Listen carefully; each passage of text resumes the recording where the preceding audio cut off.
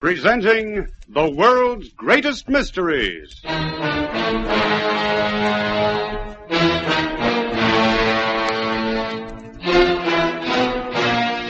And now, your host. This is Basil Rathbone.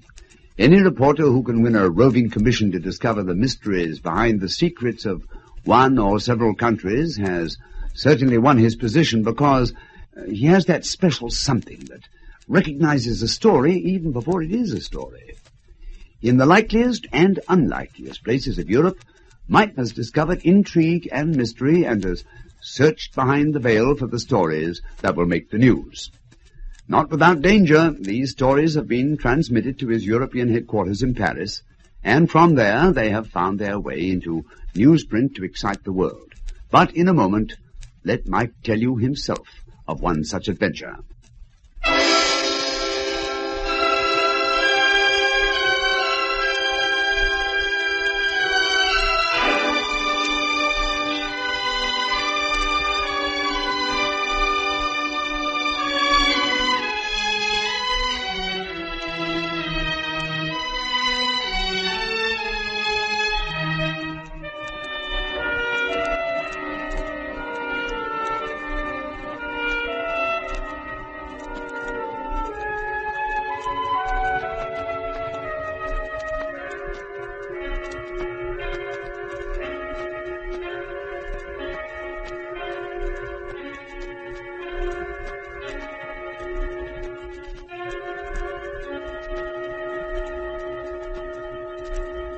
Presenting Europe Confidential.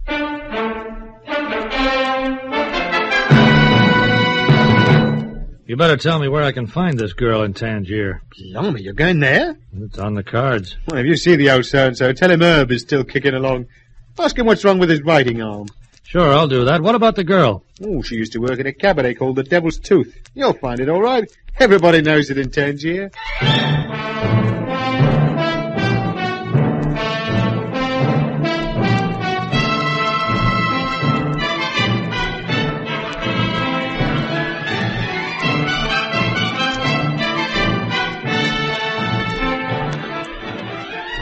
In a moment, we'll bring you Lionel Murton as Mike Connoy, the Paris correspondent of a famous American newspaper, in another exciting story in our series, Europe Confidential.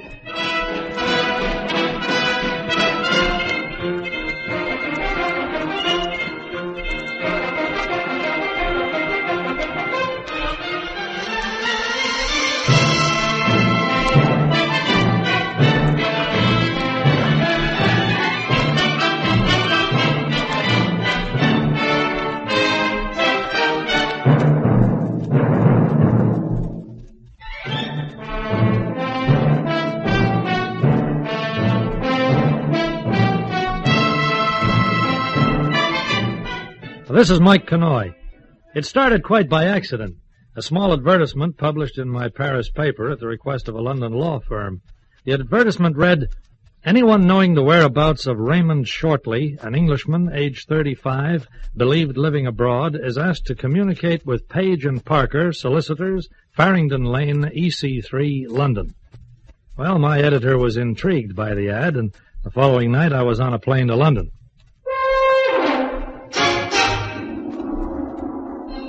The offices of Page & Parker were in an old part of the city, within a short distance of the Thames and the Tower of London. I arrived for my appointment and was shown into the office of the senior partner, Mr. Joshua Page. Sit down, Mr. Connoy. I had a communication from your editor, and I understand you're here about the matter of the Shortley estate. Yes, sir. My chief thinks there might be a human interest story in this, and he's asked me to get what details I can. Well, I've no objection to supplying them. If your paper's interested, it might find our young man so much quicker for us. Not that this kind of thing would have been in favor when I first started in practice, but one must move with the times. Yeah. Can you tell me about Raymond Shortley and why you're looking for him? Well, of course. Make yourself comfortable. Smoke if you wish. Thank you very much. Now, Raymond Shortley. Well, to the best of my knowledge, he's been missing about 17 years. Back in 1939, he lived in London with his parents, average sort of people. Father was a bank clerk. Doesn't seem to have been a particularly ambitious sort of father. Hadn't much ambition for a son, either. Yes, when the boy left school, his father arranged for him to work in the same bank. And this young Raymond did, for a few months. He hated it, according to all reports. Wanted to join up, but he was underage. I see. Yes, his father, James, shortly to be exact, refused to give his permission. So the son left home and enlisted under another name. Well, not the only guy to do that. No. Do you know the name he enlisted under? Oh, I'm afraid not. I guess he joined the army, huh? We're not even certain of that. Oh. No, I imagine he bought a false identity card somehow. I believe people can get hold of these things. At any rate, the boy cleared out. And 6 months later, both his parents were unfortunately killed in a bomb blast. There was no will ever found, and the missing son became the natural heir. Well, how much money does the bank clerk leave? Well, James, shortly, left only a few £100. But you see, he had a brother in Canada who died 4 months ago, leaving his entire estate to James, of course not knowing that his brother was dead. I see. Well, by law, that money is inherited by Raymond shortly. How much is involved? Oh, after taxes and death duties have been deducted, plus all charges, the net residue is about £40,000. Very nice. Yes, except that we have no idea where our man is living or under what name. Well, my chief has a habit of handing me the tough ones. Still, if we can find them, it'll make quite a story. You're going to try, Mr. Connoy? Starting right now. I guess for a beginning, you'd better give me his former address, huh? Yes, I have that here. 29 Norchester Terrace, Chiswick. Yes, of course, but that home was destroyed when their parents were killed, Connoy. Well, there must be neighbors who remember them. I've got to start somewhere. Thanks a lot, Mr. Page. I'll keep in touch.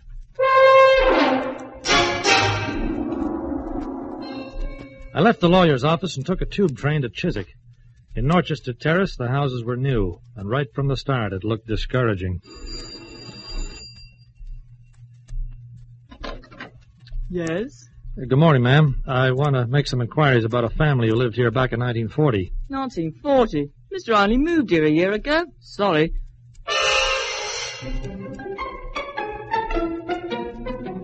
It was like that, with variations all the way down the street. Even at number 29, now rebuilt as a shop, nobody could remember the name of Shortley.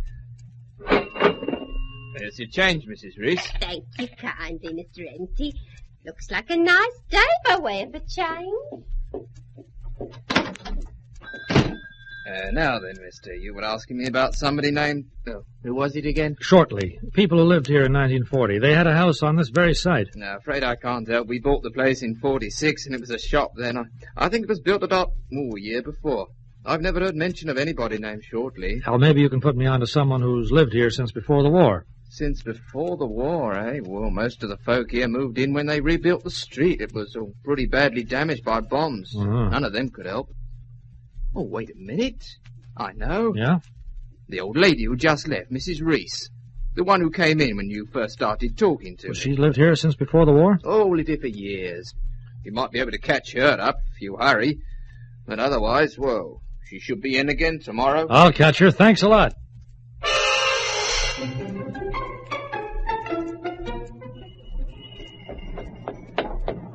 Mrs. Reese! Mrs. Reese! You calling me, young man? Yeah, lucky I caught you. Look, ma'am, back there in the shop, they told me that you've lived around here most of your life. Most of my life. All my life. Well, I'm trying to find out about some people who lived here in 1940, name of Shortley. Oh, James and Mary Short. Yeah, that's the ones. Did you know them? Oh, know 'em. My soul, I used to live next door, here in Norchester Terrace. I've moved now over to Garth's. You live next door, huh? Look, ma'am, can I talk to you about this? It's pretty important. Oh. Well, young man, if you want to talk to me, you'd better come home and talk over a cup of tea. American, aren't you? That's right. I suppose you want coffee. I'll never keep it in the house. Mrs. Reese, tea will just be fine. Now, if you don't mind, how about letting me carry some of these parcels, huh?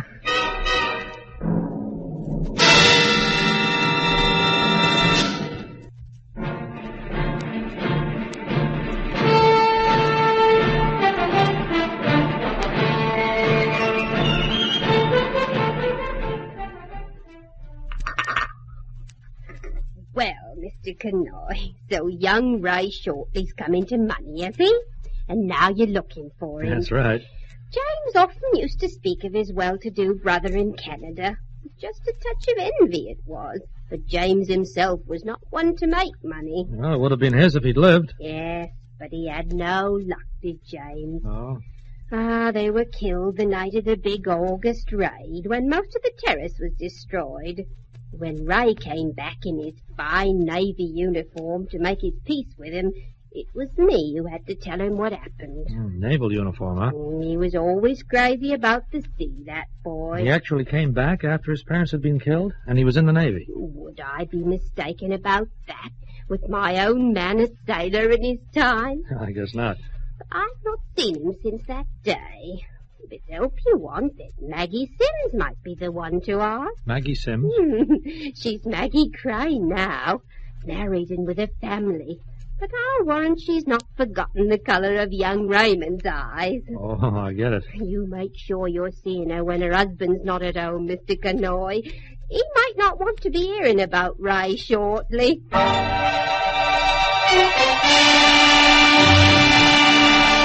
I got the address and went to see Maggie Crane, who lived in a small cottage less than half a mile away. She was a woman in her late 20s, still showing a trace of what once must have been good looks, but now pretty dimmed by years of hardship and disappointment. Ray? Yes, of course I remember Ray. You're not from the police, are you? I'm a newspaper man, ma'am. I'm trying to locate him because, well, a relation of his wants him found. Oh, I thought he might have done something wrong. I wouldn't like to see him in trouble, even after all that happened. So you knew him pretty well? I should say I did. I was married to him. What? You don't believe me? Look it up in the records. When was this? When he came back on leave, that time his parents was killed. He came to see me, and he was all upset. Some of my friends said that was the only reason I caught him, but it wasn't true. He was really in love with me. You remember the date of your marriage? Well, I guess he wouldn't, but I do. August 27th, 1940. Oh, you were both minors, huh? Oh, my parents didn't object, and his were dead.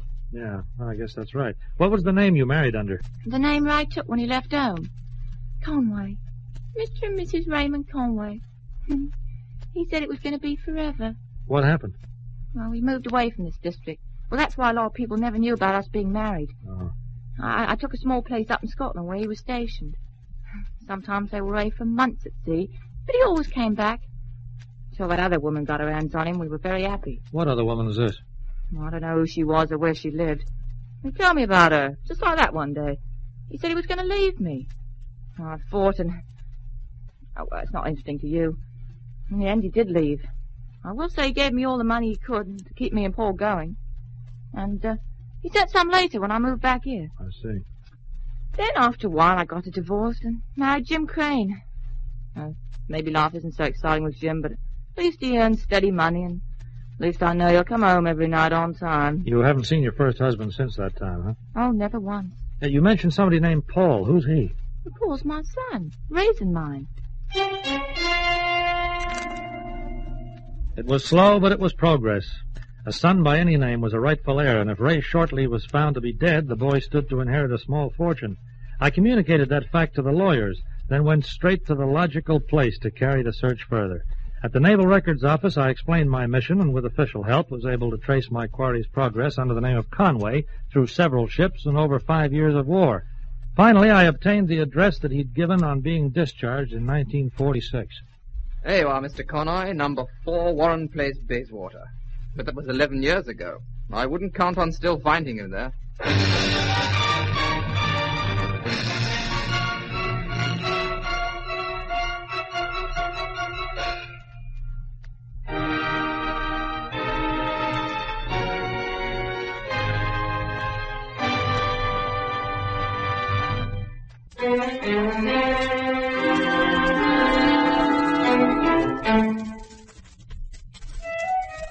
Bayswater is a London suburb of rooming houses and small hotels set across the park from Kensington and Knightsbridge.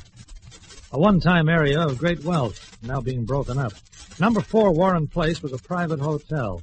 It was early evening when I pressed the door buzzer. Hello? Looking for someone? Yeah, I was wondering if I'd still find Ray Conway here. Conway? Blimey, mate, you just lived it. Just... Yeah, for about 8 flaming years. Oh. I haven't seen Conway since 49. Who are you, friend of his? Well, look, it's quite a story. Maybe if I told you some of the details, then you could help me, eh? Even if you never tell. American, aren't you? Yeah. Yeah, I suppose I can have a look at. Come on in, I've got a bottle. We can crack it and I'll listen to this story of yours.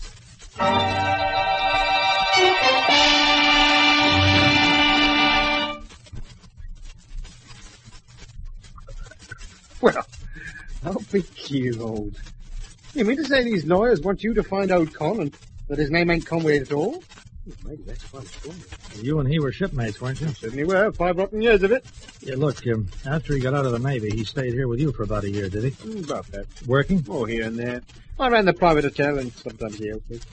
I thought he couldn't settle down, you know. He always had this hankering to go back to Tangier. Tangier? In Morocco? That's a place. Oh, what a place. Go back, you said. Had he been there before? Well, we were on a convoy run there near the end of the war. Mm. Con and me used to get ashore quite a bit one way and another. He got to know a few people there. One of them was this girl. Girl? Oh, smash. French she was, name of Annette Delaret. You think Shortley or Conway, as you knew him, went back to see her? Well, I think he might have gone back to a lot of things. He wrote to someone he knew over in Tangier, and all of a sudden he got very secretive about things. Just said he was going, and left. Pretty abrupt, wasn't it, after being friends for so long? Oh, he was like that. I don't know what he's mixed up in now. I wouldn't have told you this much. Only there's some money coming to him, he might as well have it. Well, once we find him, the money will be his. You better tell me where I can find this girl in Tangier. No, you found that there? It's on the cards. Well, if you see the old so-and-so, tell him Herb is still kicking along. Ask him what's wrong with his riding arm. Sure, I'll do that. Now, what about this girl? Well, she used to work at a cabaret place called the Devil's Tooth. You'll find it all right. Everybody knows it in Tangier.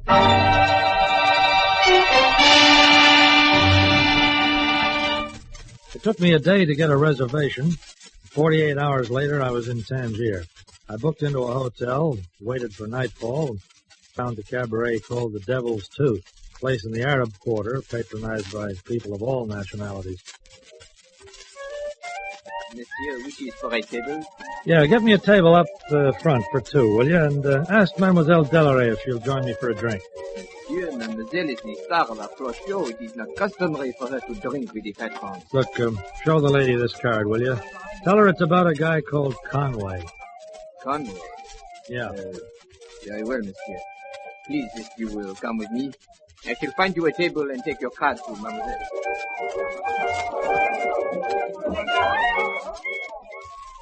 Monsieur Connoy? Mademoiselle Delaret? Everybody calls me Annette.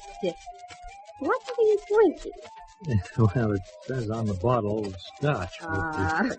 Philippe? Take this away and bring us something decent to drink. You like Cointreau, monsieur? Oh, sure. Cointreau, Philippe. This scotch is all second-rate, Monsieur Connoy, like most of the patrons. No. What about Ray Conway? What about him? You tell me. Well, you read what I'd written on the back of the card. That you wanted to find him. Yes, I read it. Because he has inherited some money. I wish I could help you with this. Does that mean you won't? It means I can't. Con has not been here in Tangier for a long time. He came back here after the war. For a few brief months.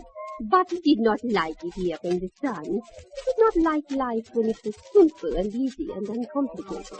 Where did he check out to? He never told me. You know, I find that hard to believe. You will love this Cointreau, monsieur. I only wish I could stay to share it with you. Unhappily, I am on stage in a moment. Never mind the Cointreau, lady, or the stage for just a moment. I figure you're tampering with the truth a little. If I was a guy like Conway, I sure wouldn't walk out and leave a girl like you. Ah, you Americans are great flatterers, Monsieur Connoy. But I'm sorry. I have no more time. Listen, I'm staying at the Cosmopolitan. I'll be there for a couple more days. If you decide to change your mind... Au revoir, Annette. Your Cointreau, monsieur. I trust you find it and everything else to your satisfaction.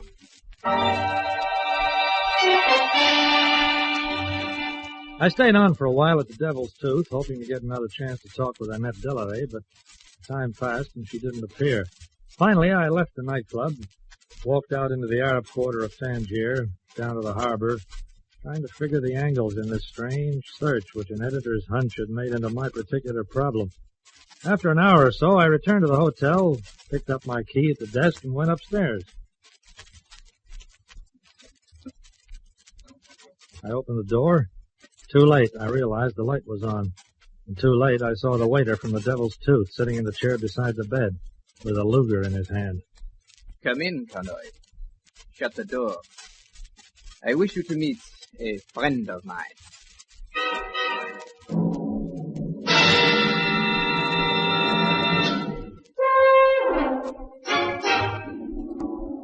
There were two men in the room, the waiter from the Devil's Tooth and another man, large around the girth with dark eyes and no hair. Okay, let's have it. What are you doing here, Buster, and who's your fat friend? Easy does it, Connoy. This is Mr. Camilos. He wants to talk to you. Carmelos? Greek? The name is Greek, Mr. Connoy, but my citizenship extends to many different countries. Just who are you? Among other things, I own the Devil's Tooth. Yeah, well, that still doesn't add up to anything. I am also a friend of Conway. Well, then if you're a friend, maybe you can be smarter than the doll who sings for you. I want to find this guy. I must say, for a policeman, you have a nerve, Mr. Connoy. Do you not know that if I so much as raised my arm, Philippe would kill you? Well, two things I'll bank on, Carmelos. First, you won't raise your arm. And second, I'm no policeman. I'm a reporter. I'm trying to find Conway because he's come into some money. I told that to Annette. He didn't believe you. And nor does Conway. Well, I guess the news that he's around isn't really much of a surprise. Buster here certainly reacted when I mentioned the name first in your night spot tonight. We want to know why you are here and what organization you are really working for. Look, I don't think you'd recognize the truth when it's served up to you. Give me a few hours and I can get credentials from lawyers in London or from Paris. Better still, ask Conway if he remembers his uncle in Canada. Well, Go on, call the guy. The phone's at your disposal. Very well, we'll see. Watch him, Philippe. But me, I don't argue with Lugers. In silence, the Greek Carmelos picked up the phone and dialed a number. While we watched, he spoke briefly to a voice at the other end of the line, and finally put the phone down, apparently satisfied. All right, Mr. Connoy. You're to come with us. We will take you to meet Conway.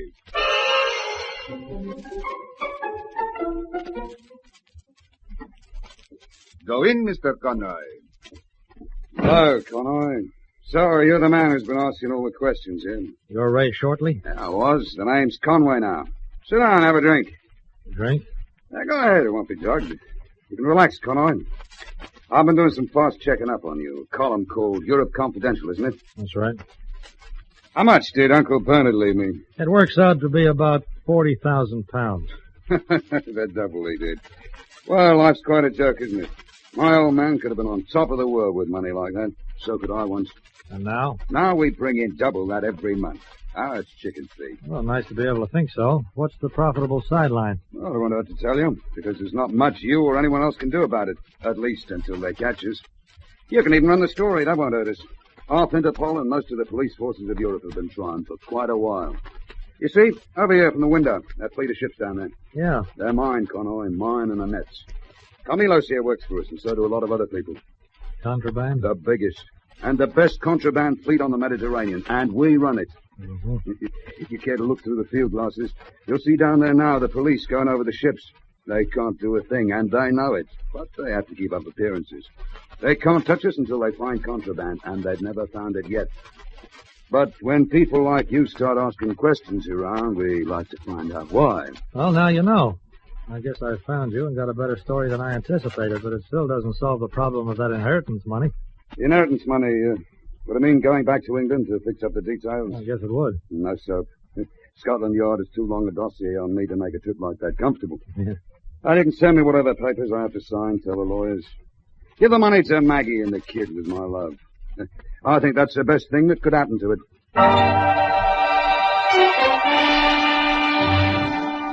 Yep, in Tangier I finally came to the end of the trail. And Ray Conway, who defies the police of a dozen nations, duly made over his share of the inheritance to his former wife and his son. I carried the document back to London. Yeah, it was quite a hunch the chief had the day he saw that advertisement in the paper. Anyone knowing the whereabouts of Raymond Shortley, an Englishman aged 35, believed living abroad, is asked to communicate with Page and Parker, solicitors, Farringdon Lane, London, East Centre 3.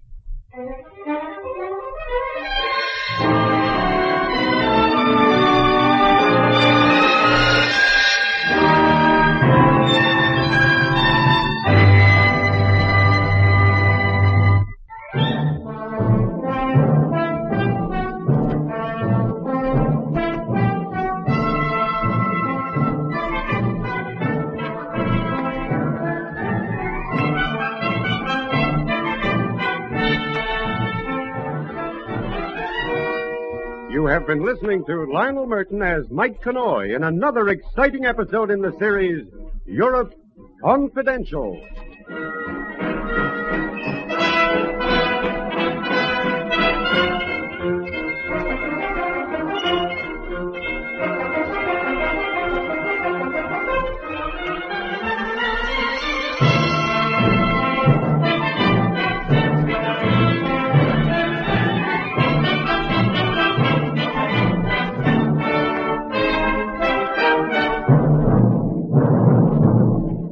This is Basil Rathbone again, and that's Mike's story for today. Mysterious, yes, and exciting. But then, that's our aim. These stories are exciting. That's why they're worth telling. We hope you will join us next time. Now, goodbye till we meet again for another of the world's greatest mysteries.